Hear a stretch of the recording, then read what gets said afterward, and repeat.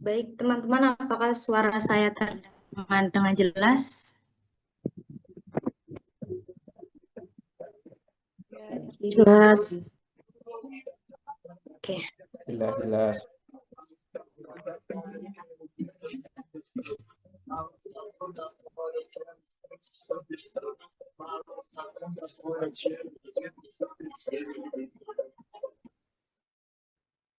Wabarakatuh.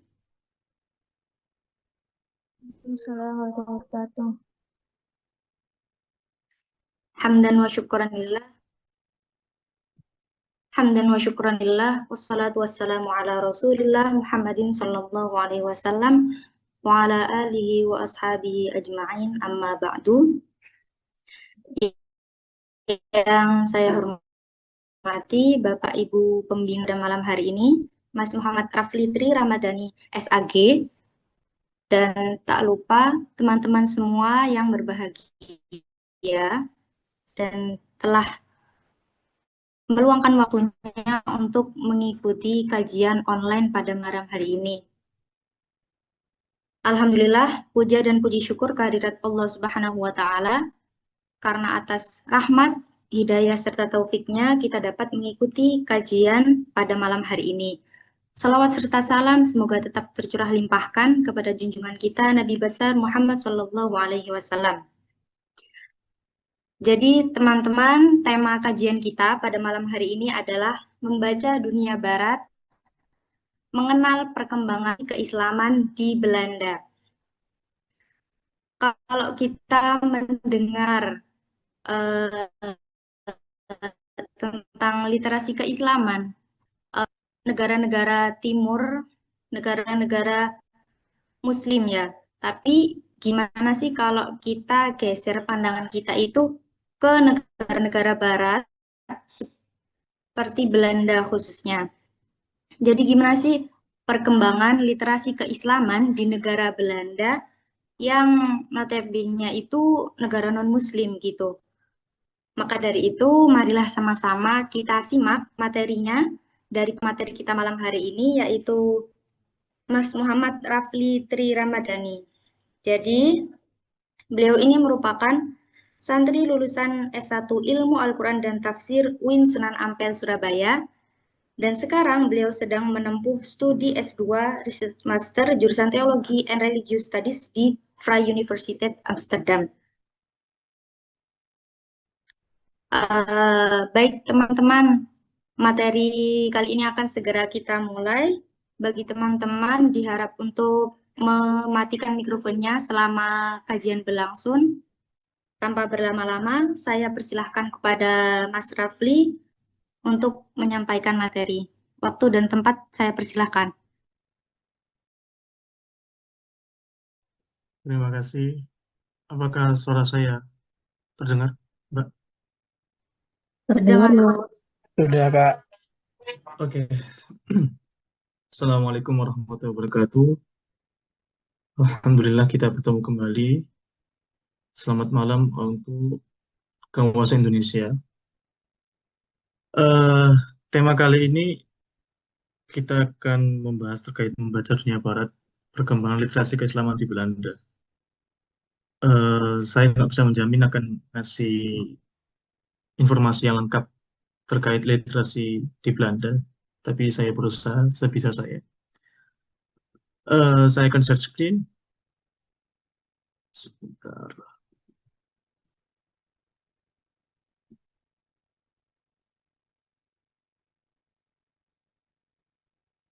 Apakah terlihat? Terlihat.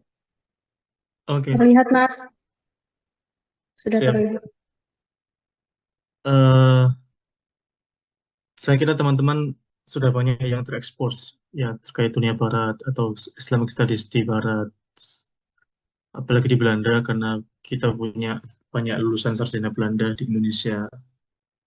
Misalnya yang paling terkenal mungkin ada nama seperti Martin van Veenessen, Nico Kapteyn, Karel Stenbrink. Semua itu adalah para supervisor, orang-orang profesor yang sekarang mungkin jadi rektor seperti Prof. Nur Hadi Hasan, rektor UIN Jogja, itu lulusan Leiden sama Utrecht. kemudian Profesor Nur Ikhwan, beliau juga alumni Leiden. Prof. Latif Fauzi yang baru saja jadi profesor juga alumni Leiden. Kemudian kalau di UI3 ada Pak Yanwar Pribadi, beliau juga alumni Leiden. Kalau di UINSA ada alumni FU, kampus saya juga, Pak Aun Falastin Falatehan. Kemudian ada juga Ustadz Advan Zubaidi, putranya Prof. Ali Aziz yang sekarang masih menuntut S3 di kampus saya juga. Siapa lagi ya? UINSA alumni Belanda.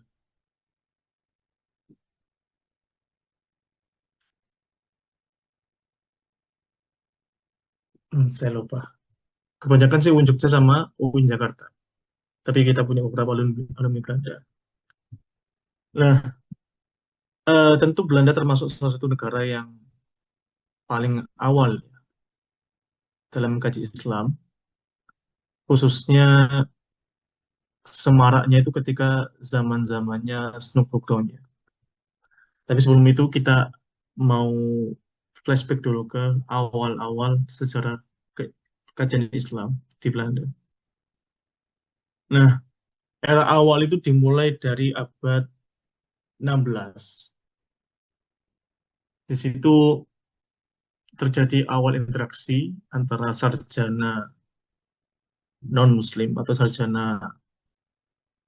Saat itu kayaknya belum muncul negara yang namanya Belanda ya, karena kurang lebih abad 17-an mungkin baru muncul. Tapi wilayah yang sekarang dinamakan Belanda itu ada seorang yang bernama Franciscus Ravellingius sama Josephus Justus Scaliger.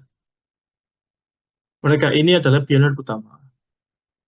Jadi pada era pertengahan, mereka berdua ini yang kemudian menerjemahkan, kemudian memberikan buku-buku alfabet Arab ke Latin, atau menyediakan penerjemahan terhadap buku-buku grammar termasuk Jurumia.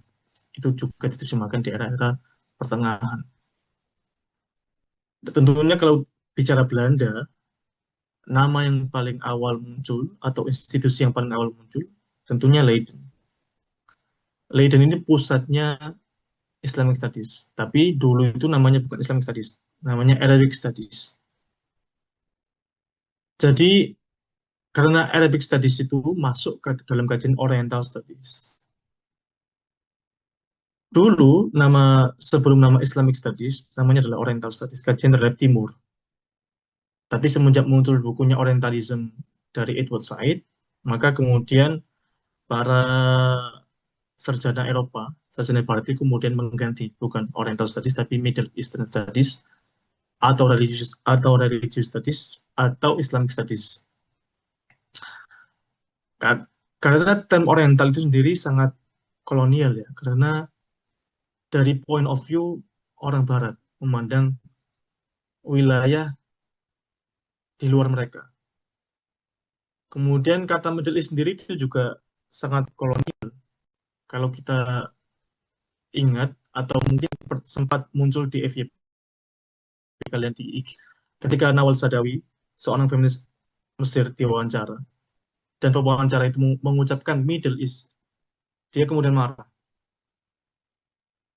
Kenapa marah? Karena Middle East itu, Timur Tengah, itu adalah kalimat yang digunakan oleh koloni Inggris untuk menggambarkan wilayah yang menjadi jembatan atau pertengahan ke Far East.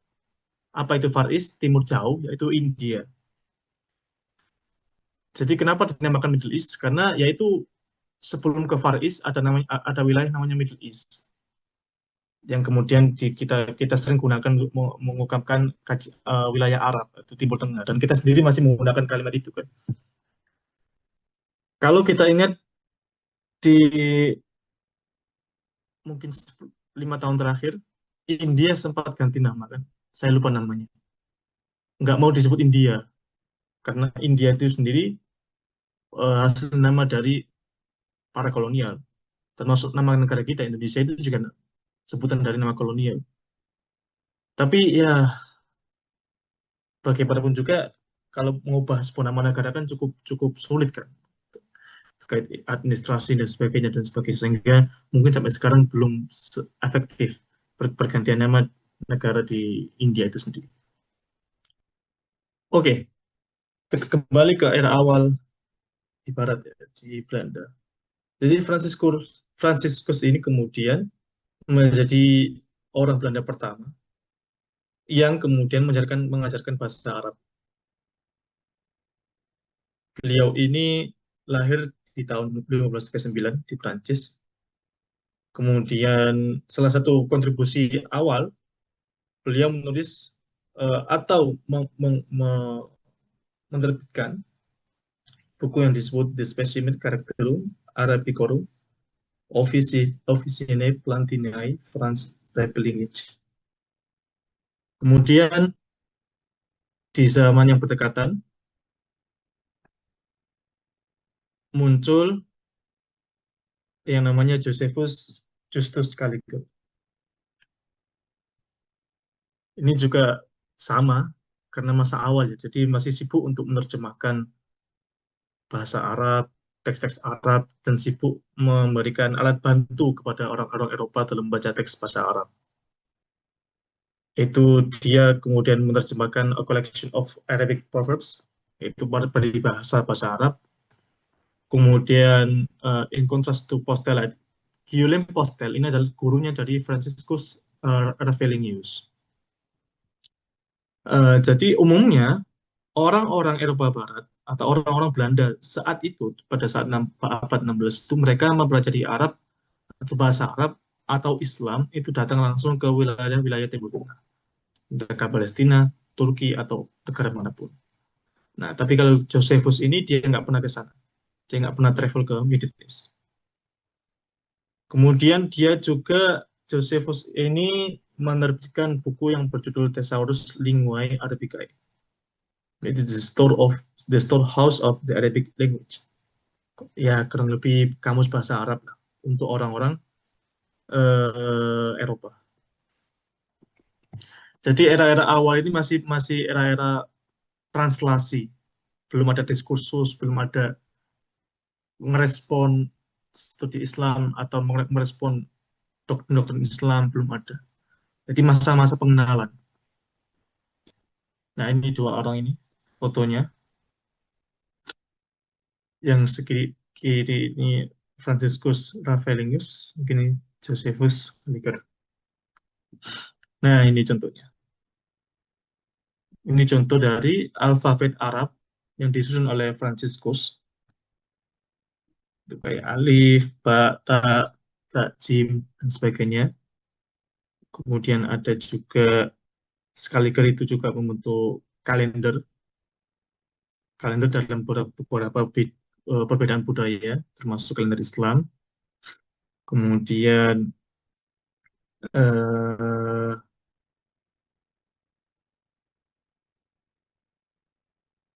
ini misalnya Arabic Proverbs yang di copy oleh sekaligus. Kemudian ya, dan ini bentuk terjemahan awal. Ini bukan bahasa Belanda ya, ini bahasa Latin. Jadi seperti ini, proses awalnya masih sesederhana ini. Kajian Islam atau literasi Islam di Barat atau Belanda yang kita kenal saat ini. Nah, lanjut. Era selanjutnya disebut sebagai the founders. Jadi founder dari Islamic Studies. Jadi kita harus ingat bahwasannya dulu namanya itu masih Arabic Studies. Islamic Studies itu belakangan. Jadi kalau mau melihat sejarah Islamic Studies ya harus melihat sejarah Arabic Studies. Nah, ada seorang sarjana yang bernama Thomas Arrhenius. Beliau ini the first professor of Arabic. Profesor pertama bidang Arabic Studies di Leiden terutama. Nah,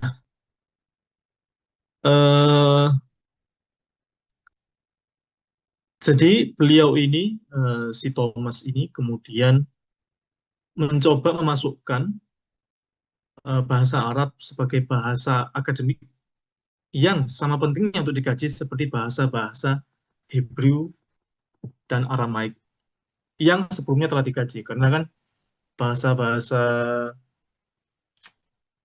Bible atau New Testament atau Old Testament itu kan semua asalnya adalah bahasa Hebrew, kemudian Syriac dan Aramaik. Nah, bahasa Arab kemudian disejajarkan dengan bahasa itu, bahasa-bahasa Bible itu untuk dikaji. Oleh karena itu, kalau kita misalnya di Yale atau Princeton saya lupa, itu programnya masih bernama Near Eastern Studies. Jadi daerah Tenggara yang berdekatan, Near East, atau daerah Timur yang berdekatan, Eastern, ya, Near East. Itu kemudian, nah tapi misinya kalau sebelumnya itu hanya sebatas pengenalan, nah di sini karena mulai dikaji, mulai dijadikan studi atau mata kuliah atau jurusan atau diskursus, tapi masih menganggap itu sebagai alat untuk supaya mengkristenisasi umat Islam. Jadi, that knowledge of the language was indispensable for the conversion of Muslims. Jadi mereka mau mengkaji bahasa Arab untuk mengerti masyarakat Muslim dan untuk misi misionari. Jadi si Thomas Ervenius ini kemudian mengajarkan Arab, bahasa Arab dan sebagainya ke orang-orang non-Muslim Eropa supaya menjadi agen-agen misionari. Nah, tentunya di era-era awal ini mereka juga mengoleksi banyak manuskrip dari wilayah Timur Tengah yang kemudian dibawa hingga sampai saat ini masih tersimpan di Leiden, perpustakaan Leiden. Dan tentunya masih tetap dengan proses penerjemahan beberapa buku. Nah, he translate and edit numerous basic Arabic texts, especially for the purpose of teaching and for the Protestant missions. Jadi untuk misi Protestan atau misioneri Protestan, mengekspan agama Protestan ke wilayah-wilayah non-Barat atau non-Europe. Itu Thomas Arrhenius. Kemudian ada Jacobus Gaulius. He was Arabic and mathematician. Jadi beliau ini seorang pakar Arab, bahasa Arab, dan seorang pakar matematika. Nah, si Jacobus ini menjadi representasi fase baru dalam kajian Arabic Studies di Europe, karena dia kemudian mencoba memisahkan yang awalnya kajian Arabic Studies di Europe itu sangat theological, sangat bermotif teologis untuk mengkaji Timur Tengah, untuk mengkaji masyarakat Arab, tapi dengan embel-embel agar mereka bisa mengkonversi orang-orang Arab yang Muslim ini ke non-Muslim atau ke Kristen Protestan, maka dia kemudian mencoba memisahkan kajian Arabic Studies yang awalnya selalu bersifat theological polemics, jadi untuk berbantah-bantahan, yang sebelumnya mereka itu mengkaji bahasa Arab atau Islam lah, itu untuk saling berbantah-bantahan antara teolog Kristen maupun teolog Muslim, itu kemudian menjadi yang bersifat more akademik, concentrate more on scientific, literary, and scholarly text. Jadi kemudian dikaji lebih ke akademik, nggak lagi bersifat teologis atau polemis. Jadi itulah kemudian muncul pendekatan literary approach atau pendekatan kebahasaan dalam mengkaji Islam.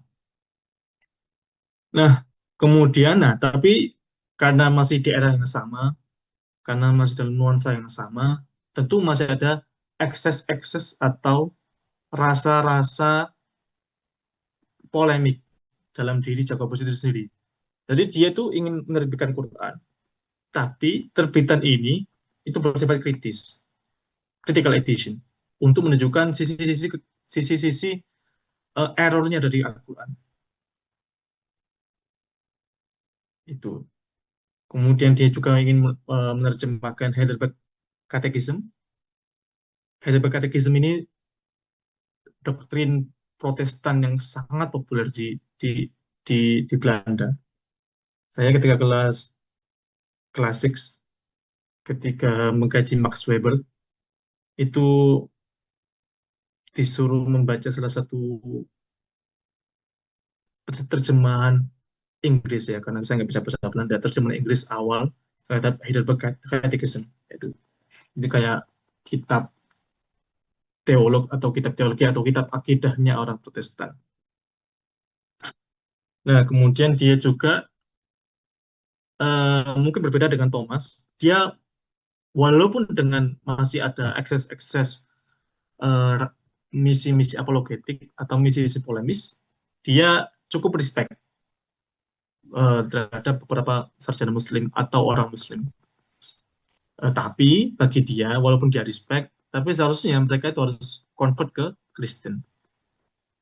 Nah, untuk mengkonversi orang Muslim ke Kristen itu, maka perlunya adanya kajian Arabic Studies, kajian bahasa Arab, yang menjadi basis untuk berpolemik, menjadi basis untuk berdebat, dan menjadi basis untuk counter terhadap diskursus-diskursus Islam yang berbahasa Arab, atau untuk mengcounter akidah-akidah mereka.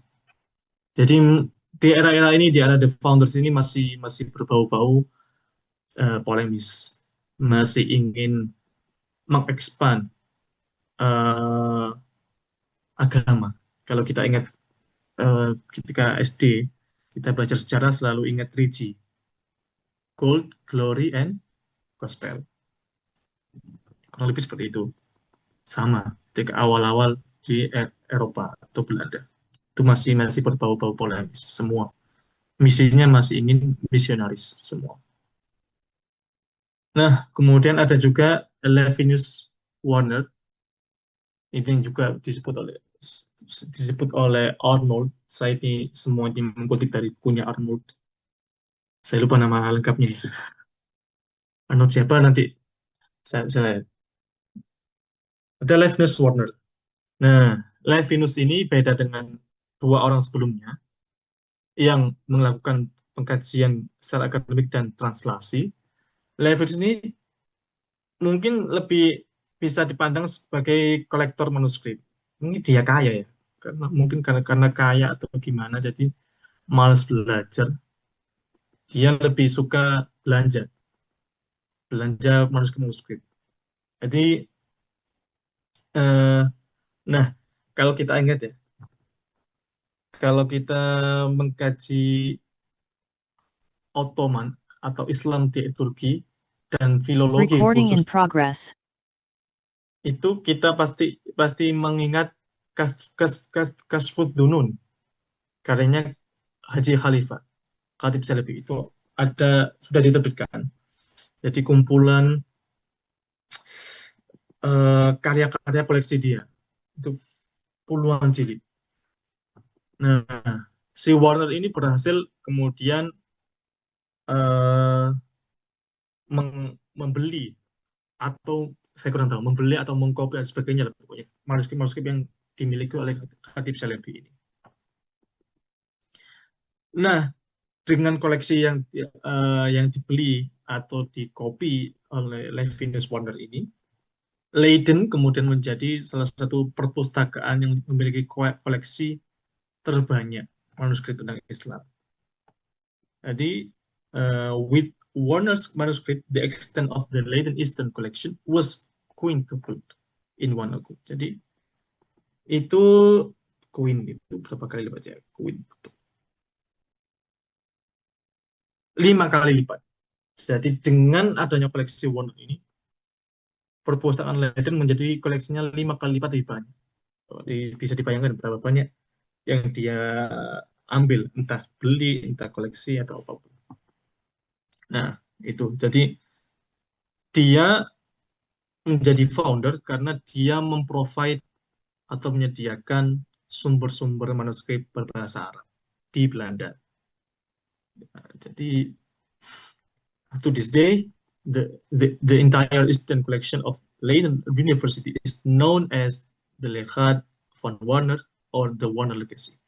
Jadi kalau kita melihat atau ke perpustakaan Leiden, ada manuskrip berbahasa Arab, ada manuskrip ulama-ulama berbahasa Arab, itu semua hasil legacy dari Levinus Warner. Oke. Kalau saat ini nggak ada fotonya Levinus, saya nggak tahu. Saya juga nggak nemukan fotonya. Ini adalah siapa tadi? Thomas Arrhenius, ini Jacobus Collius. Ini contoh karya dari Levinus Warner. Nah, si Thomas Arrhenius ini dia kemudian memiliki set up his own Arabic printing press in his house in Leiden. Jadi dia memiliki cetakan printing bahasa Arab sendiri, memiliki percetakan bahasa Arab sendiri. Itu cukup sangat simpel ya di saat itu ya. Tentu jangan samakan dengan saat ini. Jadi, bagaimana dia kemudian dengan cetakan-cetakan yang simpel itu kemudian mencetak teks-teks bahasa Arab, luar biasa. Semangat ya, walaupun masih semangat misionaris ya, tapi semangat untuk mengkajinya itu yang perlu ditiru.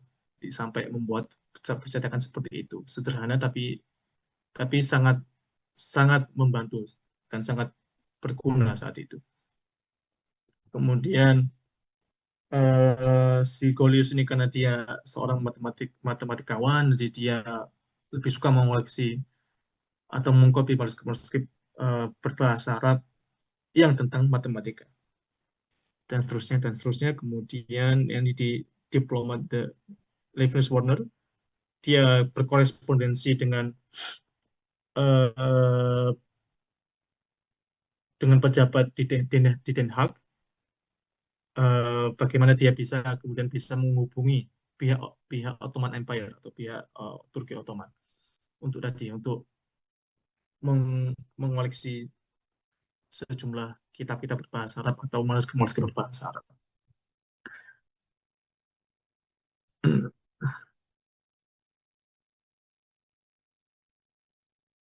Ya, ini bisa dibaca ya. In Istanbul, Warner made a thorough use of local context who helped him to collect manuscript. Jadi dia punya kontak orang lokal sendiri di Istanbul, kemudian untuk saling menjadi komunikator atau menjadi agen pembelian atau pengkoleksian beberapa manuskrip berbahasa Arab yang kemudian sampai sekarang disimpan di Leiden. Nah, masuk ke era selanjutnya. Jadi pertama ada early history yang masih bersifat latinisasi bahasa Arab. Kemudian ada the founders yang dia memprovide manuskrip berbahasa Arab dan buku-buku berbahasa teks-teks bahasa Arab, dan juga kemudian Arabic bahasa Arab menjadi sebuah mata kuliah dan bahasa Arab juga menjadi diskursus kajian akademik di saat itu, walaupun masih bersifat polemis. Nah, di era ini ada yang disebut era sebagai from the Enlightenment to Romanticism. Nah, si Arnold ini menyebut nama pertama adalah Adrian Rhiland atau Adrian Rhiland. Dia ini disebut sebagai the Enlightened Orientalist. Kenapa disebut the Enlightened? Kenapa sih dia disebut Orientalis yang tercerahkan? Nah, dia itu terkenal dengan bukunya yaitu yang berjudul De Religione Mohammedica, on the Mohammedan Religion. Jadi sampai abad 19 lah kalau nggak salah, itu mereka ada beberapa sarjana yang masih menyebut Islam itu sebagai Muhammadi, bukan Islam tapi Muhammadi dalam bahasa Arab atau Mohammedan dalam bahasa Latin, bahasa Inggris. Contohnya misal Christopher Jibara, saya mengkaji Christopher Jibara, dia seorang Syrian Kristen, Orthodox Kristen tentunya, bukan Protestan. Ketika dia berpolemik dengan pihak Ortodok Kristen di Syria. Dia bertanya, am ana masihi sohi am Muhammadi. Apakah saya ini masih seorang Kristen yang pure Kristen atau sudah beralih dengan menjadi seorang Muslim, tapi menyebut dengan Muhammadi. Nah, buku Derivatione Muhammadiyah ini kemudian consists of terbagi menjadi dua bagian.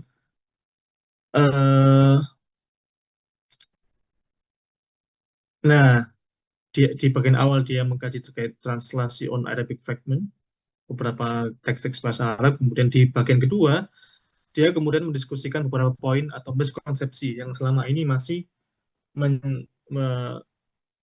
menjamur di kalangan orientalis di abad pertengahan saat itu. Jadi dia kemudian kenapa disebut enlightened, seorang tercerahkan, karena kemudian dia ini merasa tercerahkan, nggak lagi kemudian mengtaklid buta polemical approach yang diwariskan oleh orientalis sebelumnya.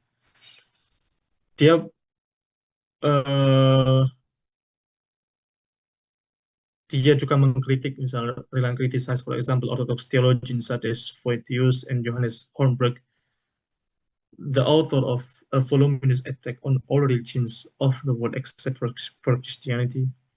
Jadi dia mengkritik sarjana-sarjana Kristen yang kemudian kritis atau bersifat polemis terhadap agama Islam. Dia juga mengkritik Quranic translation-nya dari Robert Ketton dan sebagainya.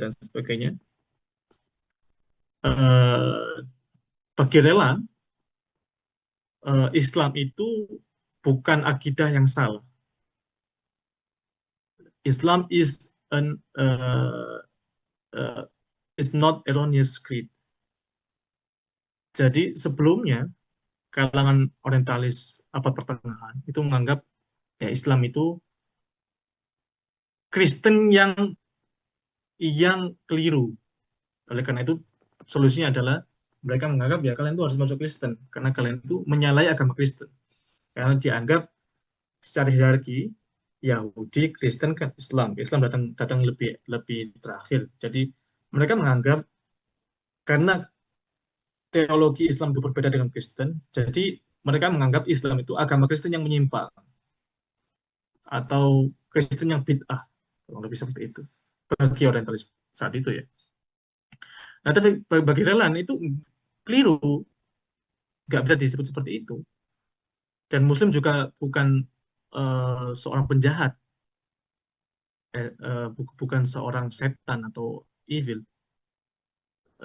Jadi this alone should help us reject the idea that in Islam nothing is clean and everything polluted.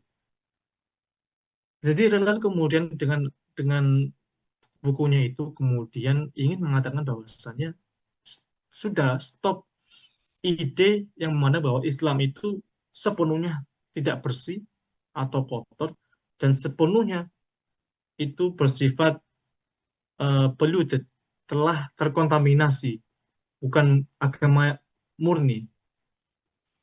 Karena mereka menganggap agama yang murni ya Kristen itu. Nah, Kristen ini adalah Islam ini adalah dianggap sebagai agama Kristen yang terkontaminasi. Nah, tapi si Relan ini kemudian menolak itu. So, nah, di saat itu, whoever wants to explore Islam further will have to put up with all sorts of writings which present Islam as a heresy and which are based on inadequate knowledge. Di saat itu, di zaman-zaman sebelum Relan, atau di zaman Relan itu sendiri, seseorang yang mau mengkaji Islam itu selalu memposisikan Islam sebagai heresi, Islam sebagai sesuatu yang bid'ah, yang terkontaminasi, yang melenceng. Yang mana mereka semua itu yang beranggapan seperti itu tidak memiliki knowledge yang cukup terhadap Islam. Hanya berbasis beberapa buku yang hasil terjemahan dan berbasis pada pengetahuan cetek terhadap bahasa Arab. Tapi kemudian berani memandang bahwa Islam itu sebagai heretics atau heresi dan penuh dengan kontaminasi. Nah, jadi kemudian Relan quotes Vivaldus, dia Relan kemudian mengsitasi quote dari Vivaldus, who claimed that the book of Muhammad atau Quran ya, should not be read but ridiculed and despised, and that it should be burned wherever it is found, and that people should not be reminded of it because it is an abomination. Jadi teolog Kristen saat itu, yaitu Vivaldus contohnya, dia berkata bahwasanya buku Muhammad atau Quran itu nggak usah dibaca, tapi harus dicela, harus dihina, bahkan harus dibakar. Dimanapun kamu menemukannya, silakan lakukan 3 hal itu ketika menemukan the book of Muhammad atau Quran. Nah, jadi jangan sampai orang-orang itu mempelajari Quran, intinya seperti itu. Segitunya tensi polemik antara Kristen dan Islam saat itu ya, yang kemudian oleh Relan itu dicoba untuk di-counter. Jadi nggak seperti itu. Kita mengaji Arabic Studies nggak boleh seperti itu. Oleh karena itu, Relan says Mohammedans are not as mad, as possessed as we should like to think. Sound understanding is distributed equally among mankind. And even if Islam is absurd, should we not look into it all the same? Indeed, it is even more important to gain an intimate knowledge of it. Jadi Relan itu mengatakan bahwasanya Mohammedans atau pengikut Muhammad atau umat Islam itu bukan orang gila, itu bukan orang yang jahat, yang sebagaimana persepsi kita. Tapi mereka itu orang yang setara dengan kita, sesama umat manusia. Jadi ini mulai ada rasa-rasa emansipasi terhadap Islam dan Muslim dalam kalangan sarjana Barat saat itu, pertengahan. Dan dia bilang, kalaupun kita menganggap Islam itu absurd atau aneh jika dikomparkan dengan Kristen, mengapa kita tidak melihat Islam itu sebagai agama yang sama, agama yang setara dengan Kristen? Dan yang lebih penting adalah kenapa kita nggak mempelajari Islam itu dengan perangkat keilmuan yang memadai, tapi kok sudah membangun persepsi, membangun opini yang jauh melampaui kemampuan kita itu sendiri. Kurang lebih seperti itu dia mengatakan kepada teman-teman sarjana Baratnya saat itu. Jadi melalui Arabic Studies, si Relan ini mulai menjauh dari titik polemik, tapi lebih ke titik akademik. Yang kemudian ya kita belajar sepenuhnya apa itu bahasa Arab, apa itu Islam dan sepenuhnya. Kita mulai meniadakan misi-misi polemis yang sebelumnya sangat kuat. Nah, itu. Nah, selain Relan, di masa ini juga ada Albert Schultens. Gimana ya bahasa Belanda ya? Schultens. Ya. Dia disebut sebagai the founder of a dynasty. Kenapa disebut the founder of dynasty? Karena dia ini anak dan cucunya itu menjadi dinasti professorship Arabic Studies di Leiden. Nah, jadi namanya nanti kan sama semua. Ini kan Jan Jacob Schultens. Ini anaknya dari Albert Schultens. Yang ketiga itu ada Hendrik Albert Schultens. Ini cucu dari Albert Schultens dan anak dari Jan Jacob Schultens. Nah, berangkat dari si Albert Schultens ini pertama. So is often seen as the founder of a dynasty in the sense that he established both scholarly lineage in Semitic Oriental Studies at Leiden University and the family lineage of prominent philologists in the Netherlands. Jadi turunan Schultens ini orang-orang yang pakar di bidang bahasa Arab semua. Nah, itulah kemudian disebut sebagai the founder of a dynasty.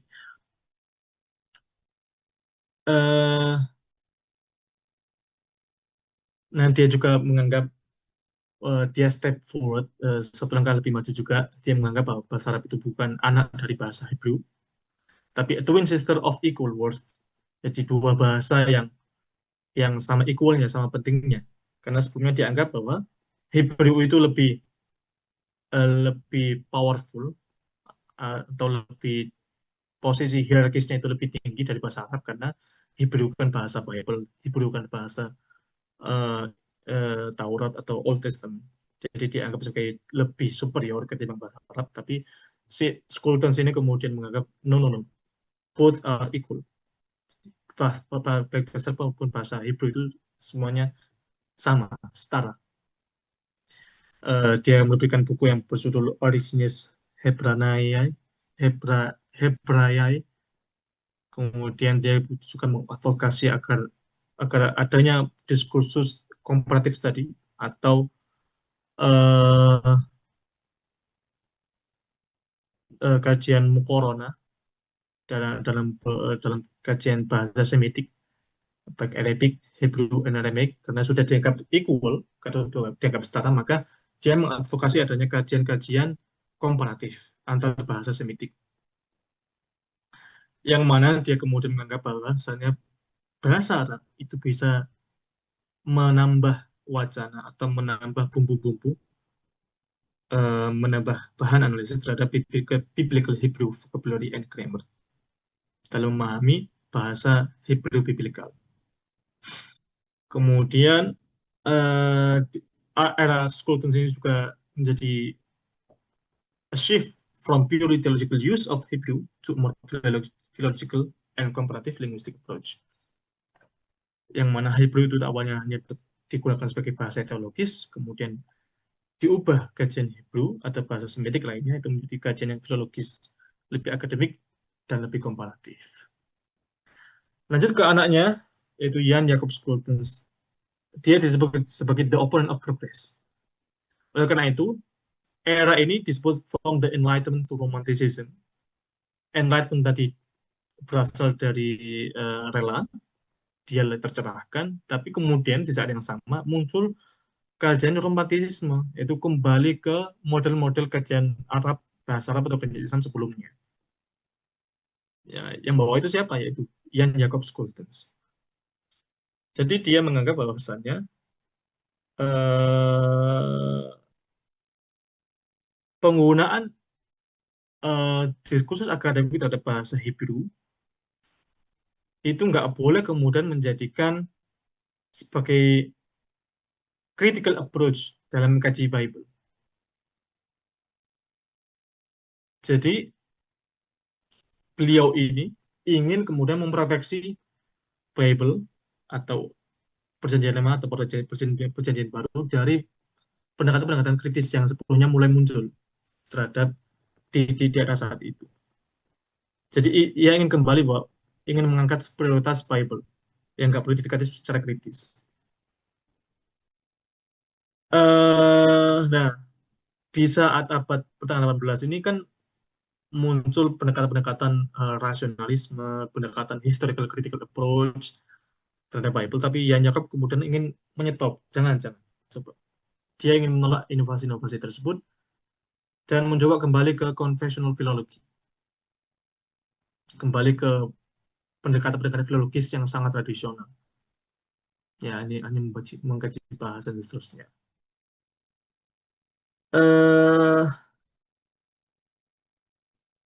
Iya, kemudian terakhir kan sebagaimana umumnya para orientalis saat itu, dia juga kolektor ya, yang mana perpustakaan pribadi dia itu setara dengan luasnya perpustakaan Leiden.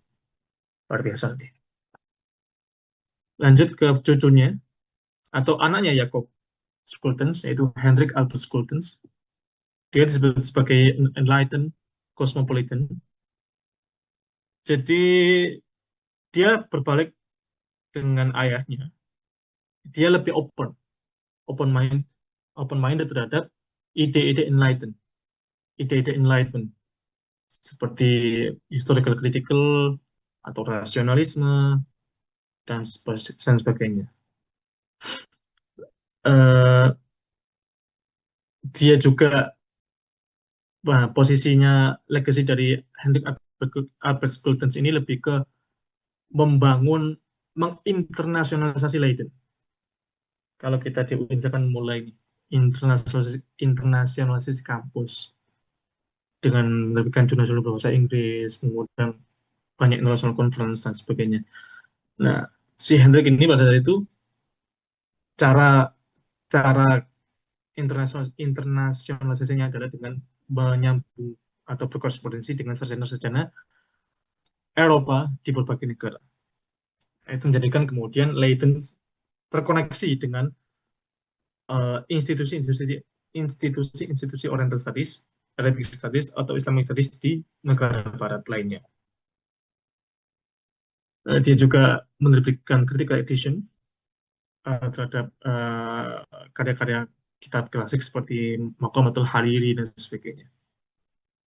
Nah, ini wajah dari 4 orang sebelumnya itu tadi. Ada ini Relan yang lebih positif tone-nya, ada Albertus Scrutens, anaknya yang Jacob Scrutens, cucunya siapa tadi, Hendrik. Ini 3 dinasti. Ini bukan dinasti Jokowi, ya. Ini dinasti ini. Dinasti pinter, dinasti orang pinter, bukan dinasti politik. Walaupun memang masih polemis. Ya, orientalis saat itulah. Ini contoh-contoh dari hasil mereka. Ini contohnya Relan, karyanya Relan. Kemudian ini bangunan Utrecht awal. Kayaknya masih ada ini. Iya, masih ada bangunan Utrecht. Jadi kalau kalian ke Utrecht, dekat kampus Utrecht University itu ada gereja gede, Bang. Karena memang kebanyakan kan dulu itu kampus-kampus itu memang sekolah teologi sebetulnya. Kayaknya semua kampus besar yang tua saat ini semuanya awalnya adalah sekolah-sekolah teologi. Oxford sekalipun, Cambridge sekalipun, awalnya sekolah-sekolah Kristen. Ini contoh dari Relan, karya Relan, kemudian ini contoh karyanya Albertus Scrutens, mbahnya Hendrik. Ini contoh dari Hendrik.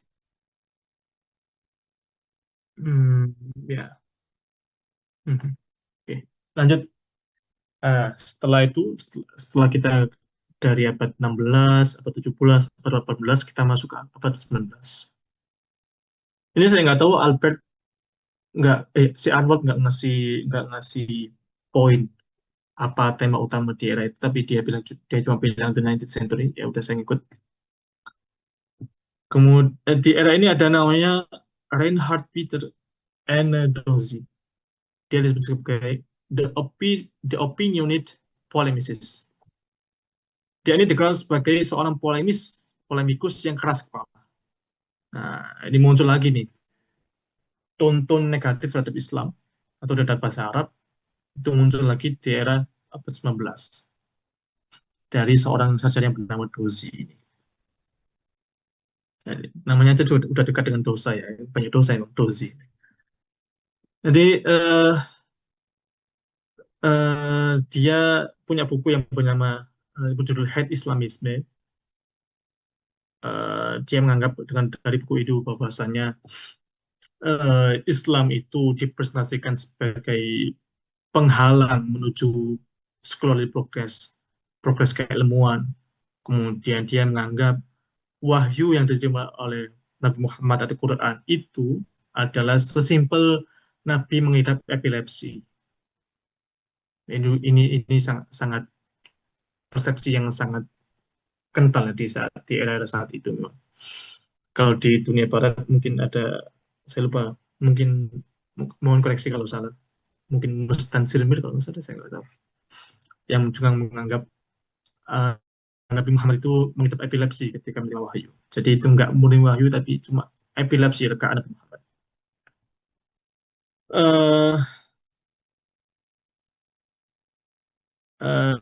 Dia bersifat skeptis, dan lagi-lagi dia masih menganggap Islam itu terpengaruh, bukan murni agama Islam itu sendiri, tapi masih terpengaruh dari agama-agama sebelumnya. Intinya dia nggak murni tapi kayak masih meminjam agama-agama sebelumnya, terutama agama Yahudi menurut dia. Kemudian eh iya, tapi di lain sisi dia sangat polemik, di lain sisi dia sangat polemikus, dikenal sebagai seorang polemikus, tapi beberapa karya atau hasil-hasil hasil-hasil terjemahan dia atau hasil-hasil koleksi dia itu dipuji oleh beberapa sarjana Arab seperti Ibrahim Al-Yazidi dan Shakib Arslan. Lanjut kita ke Goje. Dia disebut sebagai the amiable or humble philologist. Nah, paling terbalik dengan uh, Dozi. Goje ini lebih lebih humble. Dia lebih ramah terhadap Islam. Dia ini kita masih tahu nama Goldziher.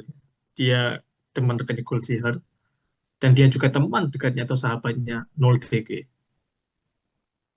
Yang mana Goldziher dan Noldeke adalah sumber utama pengetahuan keislaman dari Max Weber.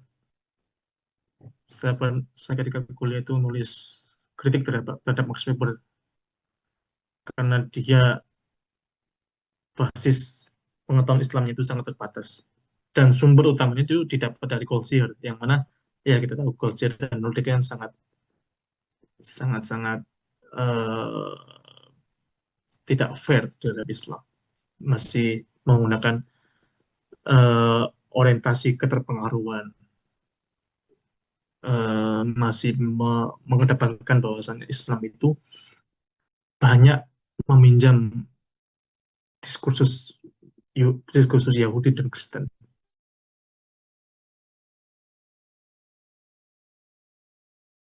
Si Goje ini berbanding terbalik dengan Dozi, dia menganggap penting untuk mengkaji Islam sebagai kajian dari comparative religions, kajian perbandingan agama, dan menjadi sebuah disiplin keilmuan. Nah, di sini si Goje ini tidak lagi menempatkan Islam sebagai uh, posisi rendah dalam uh, dalam proses memposisikan lebih rendah dari agama-agama lain yang bersifat hierarkis tapi bersifat equal. Islam, Kristen maupun Yahudi itu semua adalah the three nobles religion, agama yang mulia. Nah, di sini tidak lagi agama yang terhina, Islam tidak dianggap sebagai agama terhina, tapi agama yang mulia. Kemudian dia juga mengedit 8 volume Bibliotheca Geographorum Arabicorum. Dia memang tertarik dengan Arabic Geography, peta geografis Arab, hasil ulama-ulama Arab. Ini fotonya, ini si Dozi yang penuh dosa, ini fotonya kayak gini, yang wajah-wajah yang cukup mengerikan. Kemudian ada si Goje, yang lebih kaum. Ini contoh karya-karya mereka, contoh dari Dozi.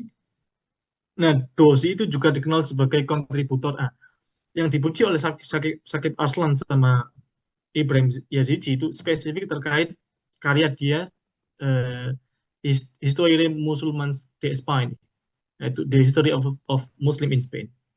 Itu dipuji. Ini contoh kitabnya. Dan ini adalah contoh koleksi-koleksi peta geografis Arab yang dikoleksi oleh Goje. Kemudian ini kayaknya tersimpan di Leiden mungkin. Ya. Lanjut ke era modern. Ya, masuk era modern ini kita nggak bisa lepas dari yang namanya Mbah Snoop Ruklonya ya. Saya pernah ziarah ke makamnya dia. Dia disebut sebagai an Islamologist in the service of the colonies. Dia seorang Islamolog yang menghamba atau menjadi pengabdi terhadap pejabat-pejabat kolonial. Nah, yang menarik dari Ruklonya adalah dia adalah orang orientalis pertama non-Muslim yang berhasil masuk ke Mekah. Jadi tentunya dia harus secara sembunyi-sembunyi dan akhirnya dia harus, ini masih debatable, apakah keislaman dia ketika di Mekah itu Islam beneran atau karena Islam politik, saya nggak tahu, masih debatable. Eh, Walaupun banyak saksi dari ulama Muslim itu sendiri yang menganggap Hukronya itu Islam beneran, tapi ada juga yang menganggap itu Islam untuk untuk mata-matai Islam atau memata-matai orang Indo yang di Mekah saat itu. Masih debatable. Jadi dia datang ke Mekah, kemudian nulis karya tentang Mekah yang sangat fenomenal tentunya. Kemudian ketika dia sudah convert ke Islam, dia ditemani oleh Raden Abu Bakar Zaidiningrat. Nah, si Raden Abu Bakar ini kemudian yang menemani atau menyambungkan hubungannya ke para sarjana Muslim di Mekah saat itu, baik orang Arab, baik dari non-Indo maupun ulama Indo. Berkat berkat koneksi dari Raden Abu Bakar Zaidiningrat ini, dia hubungannya ketemu dengan salah satu ulama sangat terkemuka, yaitu Syekh Zaini Dahlan. Kemudian hubungannya juga bertemu dengan Syekh Nawawi Al-Bantani, dekat Abu Bakar Zaidiningrat ini. Nah, eh, Zaidiningrat inilah kemudian menjadi sumber utama informasi Huronya ketika kembali ke Belanda. Maksudnya saling terus berkorespondensi dan saling bertukar informasi terhadap kondisi umat Islam di Arab maupun di Indonesia. Umat Islam Indonesia maksudnya. Nah, saya kira nggak perlu lama-lama ya bahas Huronya karena kita sudah sangat familiar dengan orang ini. Dia di Indo itu punya dua kolega yang sangat dekat. Pertama adalah Said Usman Batavia, yang kedua Hasan Mustafa. Dulu saya sebelum berangkat ke Belanda ada pameran di UNER terkait biografi kehidupan Hugonya. Dia nikah dengan orang Indo Muslimah, kemudian oh ya ketika dia konvert ke Islam dia berganti nama menjadi Abdul Ghaffar. Wah sudah jam berapa ini? Oke, saya singkat. Intinya dia kemudian mempelajari Islam itu untuk membantu para pejabat kolonial dalam memahami umat Islam di Indonesia. Nah, jadi di zaman Hugonya ini, Leiden itu ada tiga di Leiden, orang yang belajar Islam atau bahasa Leiden itu terbagi menjadi tiga. Satu, mereka yang murni untuk kepentingan akademik, memang dia interest dengan Islam or Arabic as an academic study. Dua, dia itu muridnya itu belajar Islam karena dia adalah pejabat publik yang mau dikirim ke Indonesia. Ketiga, dia itu seorang misionaris. Ya, jadi ada tiga bentuk karakteristik murid-murid yang belajar di Leiden di saat bukunya itu. Ada yang memang murni akademik, karena dia seorang pejabat publik yang mau dikirim ke tempat kolonial itu Indonesia. Ketiga adalah dia seorang misionaris. Nah, ada tiga misi. Lanjut kita ke Aren Jan Winsik. Dia dianggap sebagai the encyclopedist. Dia adalah seorang core member of Encyclopedia of Islam yang sangat terkenal itu. By the way, Brill itu sendiri dari Belanda ya. Penerbit Brill itu dari Belanda. Kemudian dia juga menulis disertasi di bawah bimbingan sekurangnya dengan judul Muhammad and the Jordan de Medina. Muhammad and the Jews in Medina. Selain dia menerbitkan editor tadi Encyclopedia of Islam, Wensing ini juga berkontribusi dalam kajiannya hadis. Itu dia menerbitkan indeks atau kamus yang berjudul Concordance et Indices de la Tradition Musulmane. Jadi itu menjadi sumber babon bagi sarjana Kristen atau orang tersat itu dalam kaji literatur hadis. Kemudian ada Kremers, Johannes Hendrik Kremers yang menerjemahkan Al-Quran.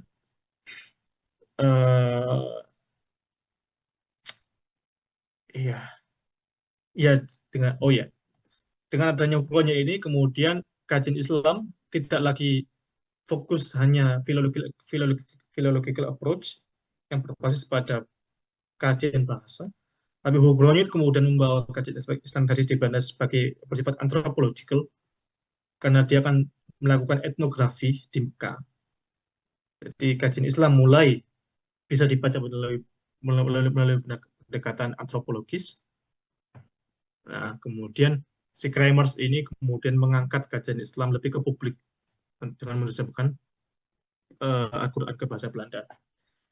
By the way, menariknya adalah salah satu terjemahan Quran berbahasa Belanda yang sangat populer di Belanda selain karya Kremers adalah karyanya, saya lupa namanya, seorang Muslim Indo, saya lupa namanya, pokoknya terjemahan orang Indo ini dari yang berbahasa Belanda ini, dia pernah nyalek sebagai wakil presiden, saya lupa namanya. Pokoknya dia dikaji oleh Mbak Yulia Rizwan, beliau PhD student di Freiburg University di bawah bimbingan Johanna Ping, yang mana beliau masuk dalam proyek Global Quran. Nah, kalau di Indo kan ada Mas Fadlil Kuman yang mengkaji terjemahan Quran berbahasa Indonesia versi Kemenak.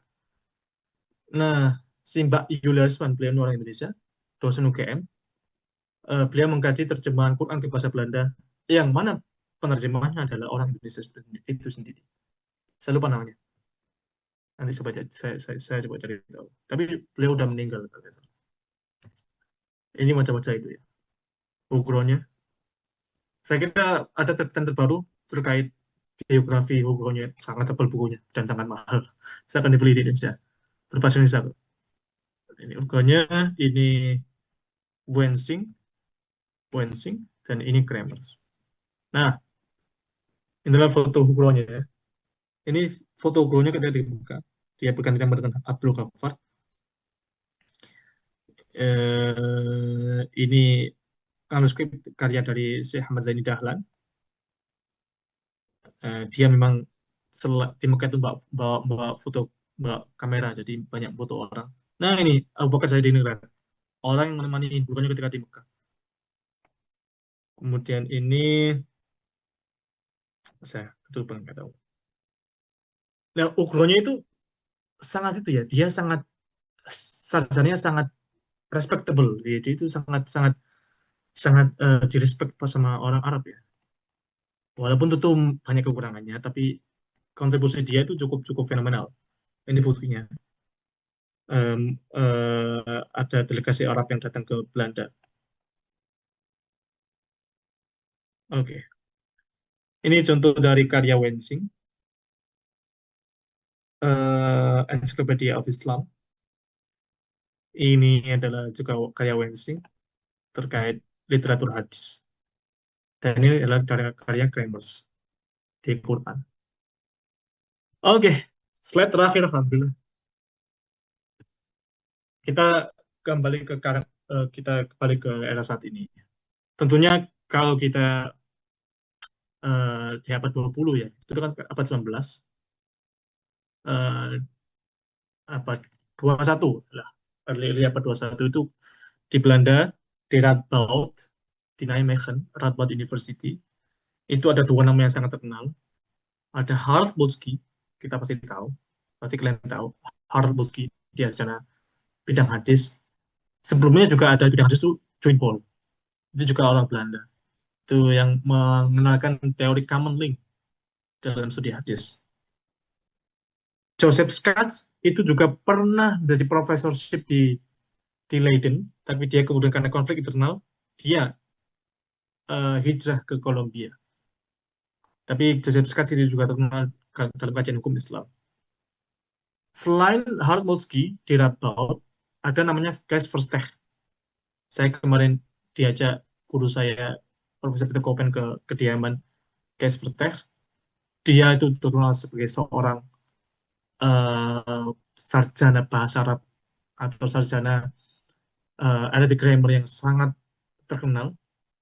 Beliau sangat pakar di bidang itu. Beliau disertasinya kalau nggak salah membahas Shibawe. Nah, Harold Boesky dan Kees Versteeg ini adalah guru dari dosen saya itu, yaitu Profesor Peter Coppen. Yang mana saat itu dia masih S1 ya. Dia belajar di Radboud, kemudian belajar tentang Arabic Studies dan Islamic Studies. Akhirnya beliau kemudian masuk Islam karena mengkaji itu. Nah, kemudian guru saya Peter Coppen itu kemudian sempat ke Syria. Saya lupa guru utamanya di sana siapa, tapi juga sempat ketemu dengan Syekh Wahbah Zuhaili. Beliau sangat tradisionalis, tidak seperti kayak Munsiri yang sangat revisionis. Beliau sangat-sangat ya kayak ulama-ulama Al-Azhar dan sebagainya. Maksudnya kritis tapi nggak sampai yang revisionis banget. Dia masih respect dengan khasanah Islam itu sendiri karena beliau sendiri kan Muslim. Kemudian selain itu ada juga kalau saat ini yang masih eksis, kalau Al-Qasri kayaknya sudah meninggal, Cass Versteeg sudah emeritus. Kalau kajian Islam Indonesia tentu kita sebagaimana kita tahu ada Martin van Blennersen, Nico Kaptein, siapa lagi? Karel Stenbring sudah meninggal, Nico Kaptein sudah emeritus, Martin juga kayaknya sudah emeritus. Emeritus itu pensiun maksudnya. Siapa lagi? Ya kurang lebih itulah. Sekarang yang di Leiden kursinya Pak Nico Kaptein diganti oleh Ferdinand Meyer, tapi dia lebih ke mazhab Nancy Florida.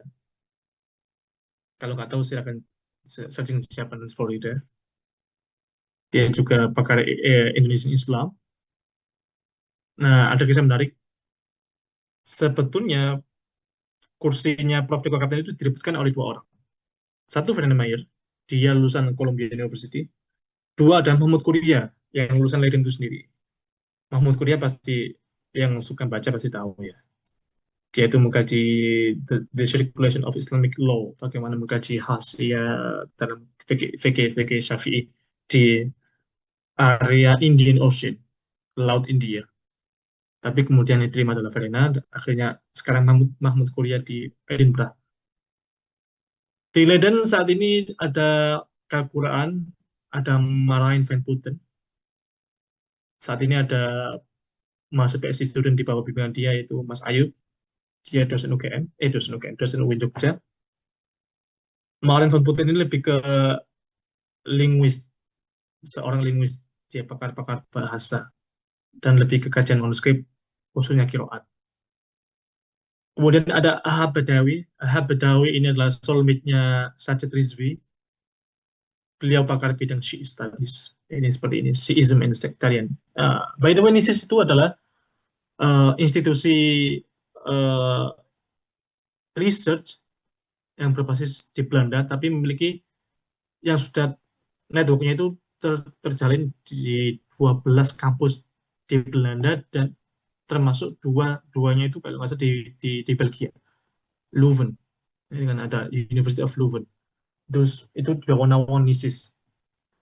Jadi orang kalau S3 di Belanda atau S2 di Belanda pasti sering mendengar NISIS atau berinteraksi dengan orang-orang NISIS.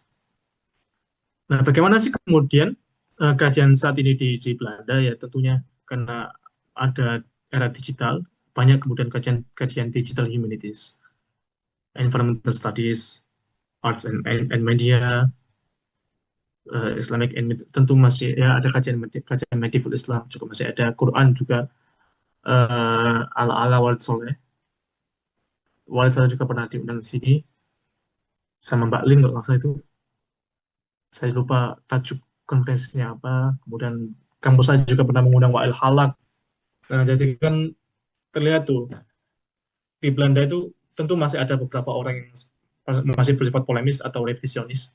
Tapi secara keseluruhan mereka sudah lebih terbuka, lebih akademis, dan tidak lagi memandang Islam sebagai sesuatu yang jelek, sesuatu yang not really original religion, dan sebagainya.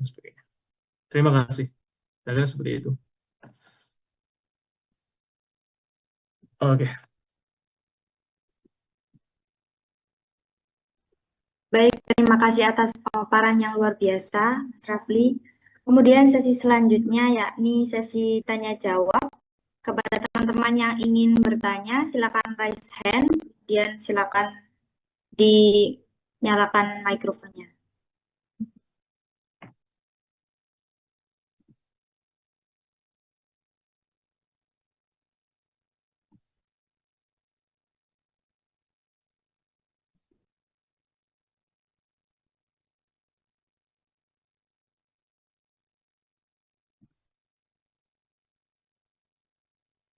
Saya beri waktu untuk 3.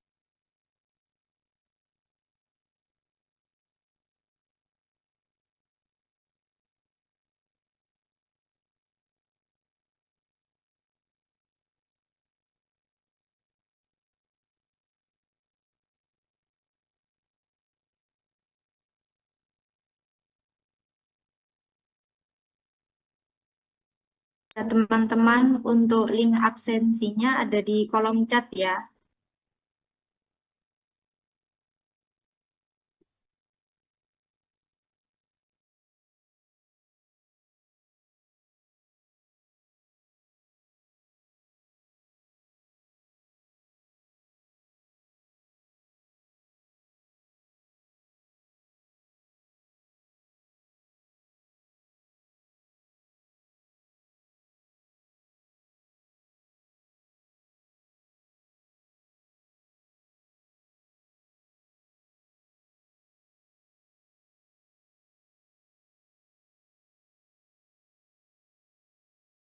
Nggak ada yang tanya nih. Nggak ada, kita tutup aja.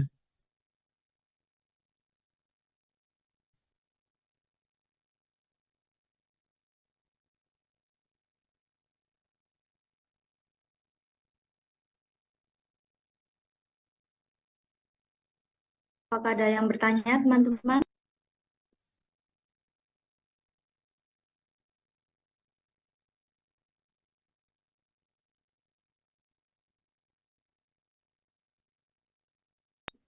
Kak Sakila, silahkan.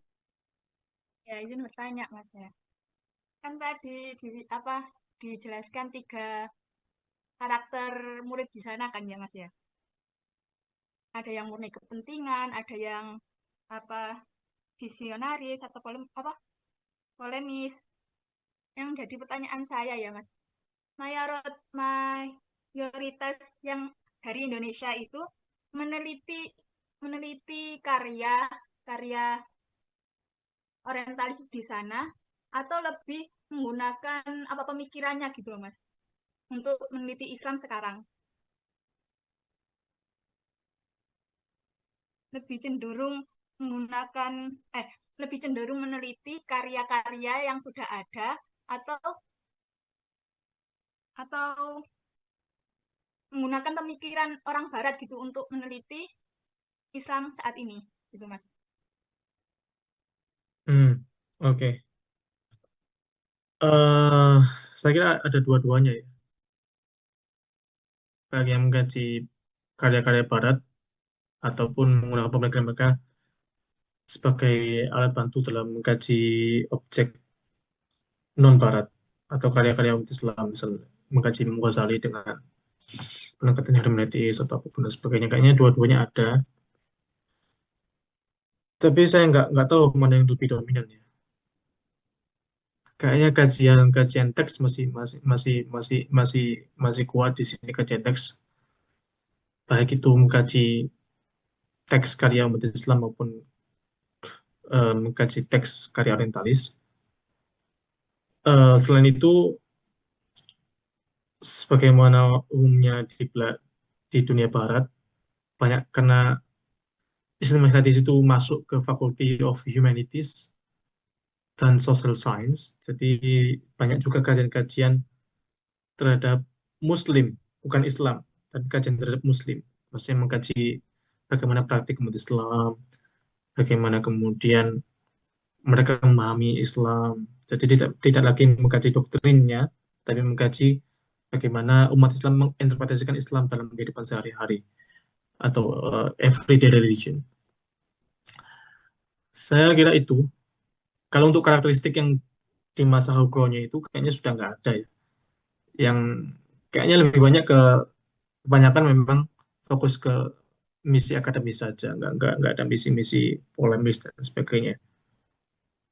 Di Belanda sendiri ada kampus yang spesifik kayak kampus UIN, namanya Islamic University of Rotterdam. Jadi dia itu memang nggak kayak ya pure kayak UIN, yaitu kayak kayak mengkaji Islam sebagai teologi, basis teologi. Tidak pure akademik, tapi ya kayak kampus atau Mahat Ali lah kalau nggak salah. Kalau nggak salah seperti itu di Belanda. Oke, ini ada pertanyaan ya. Mungkin bisa diceritakan apa urgensi Mas Lafi masuk Islam di Belanda Iya, mau yang tanya dikenal Mas, dengan kualitas ilmu kenapa sejarah memilih dibandingkan di Belanda daripada di Indonesia? saya memang nggak mau di Indo istilahnya. Alasan sederhana ya, maksudnya memang dari awal memang saya nggak mau kuliah S2 di Indo. Kedua, tentu ada alasan akademik ya. Karena saya punya riset yang inline dengan dosen saya saat ini, yaitu Peter Koppen, Profesor Peter Koppen. Kemudian awalnya saya ingin mengkaji manuskrip, salah satu manuskrip tafsir di Leiden, cuma yang belum pasti. Saya masih menimbang-nimbang. Soalnya ada beberapa opsi untuk tesis.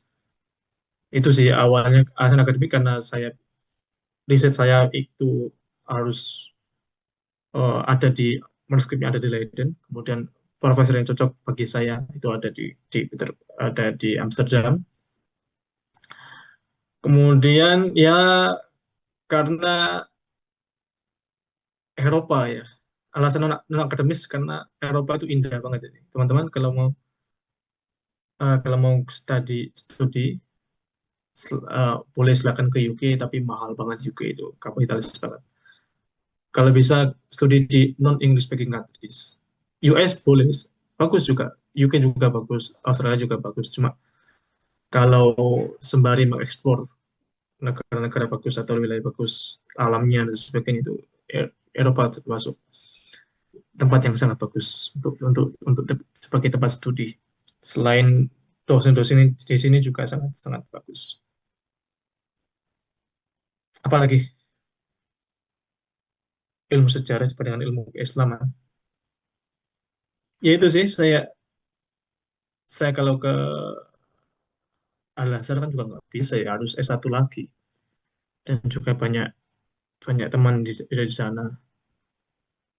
Bosen aja bikin ke Belanda.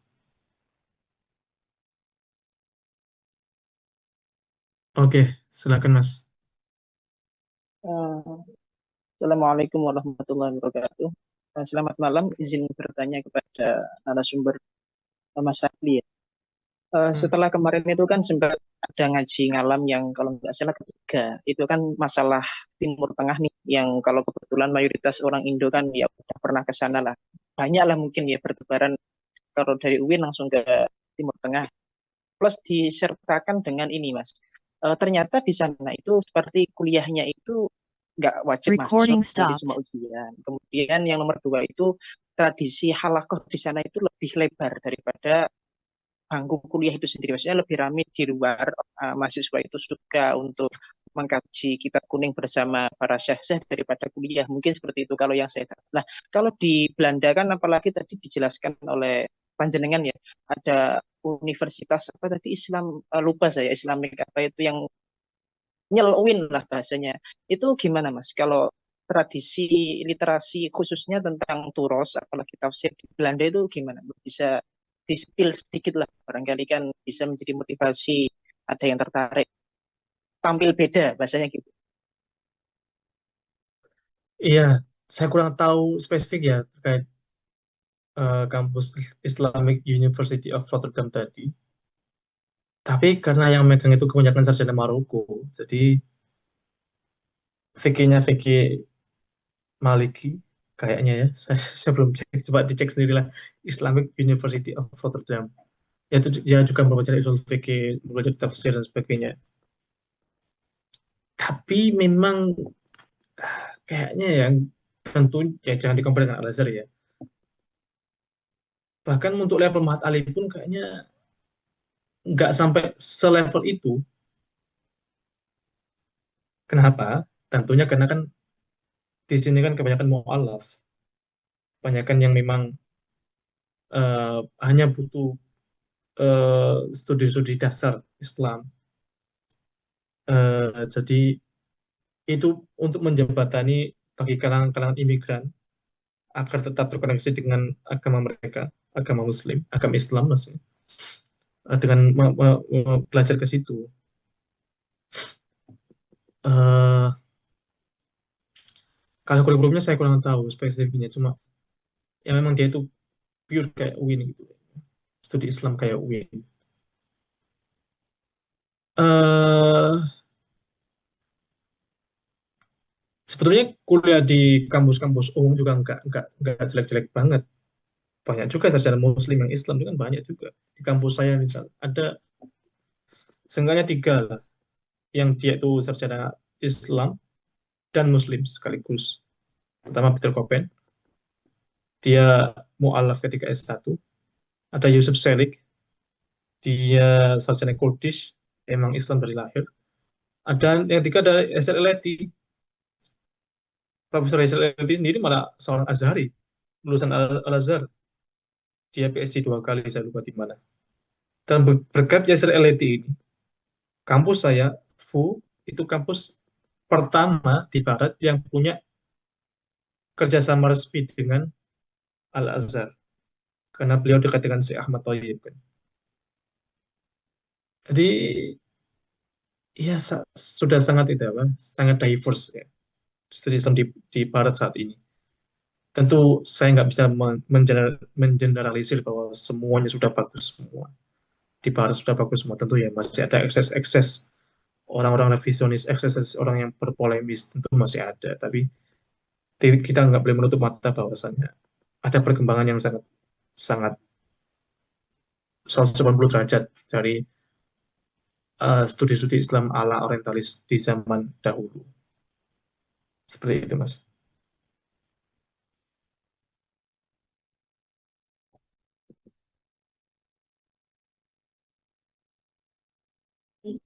Baik, terima kasih atas jawabannya, Mas Rafli. Mas Abdullah, apakah sudah cukup jawabannya? Sampun.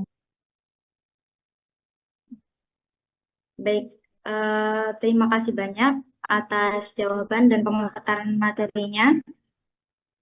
Eh, jadi malam ini kita mendapatkan banyak ilmu baru, di mana perkembangan Islam di Belanda itu punya sejarah yang cukup panjang, mulai dari Islam yang awalnya itu dikaji untuk tujuan-tujuan polemis, hingga masa di mana Islam itu dikaji secara objektif dan akademis. Ya. Saya ucapkan terima kasih banyak kepada Mas Rafli atas pemaparan materinya pada malam hari ini. Dan juga terima kasih banyak untuk teman-teman semua yang sudah meluangkan waktunya untuk bergabung pada kajian malam hari ini. Eh, Mohon maaf dari saya apabila ada kesalahan kata atau perbuatan. Sebelum saya tutup, mari kita ambil foto ya teman-teman. Teman-teman yang bisa on cam, silakan on cam.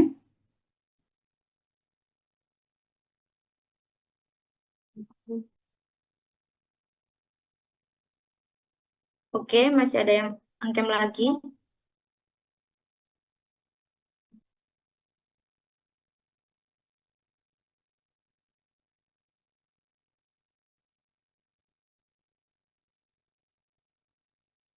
Oke, siap teman-teman.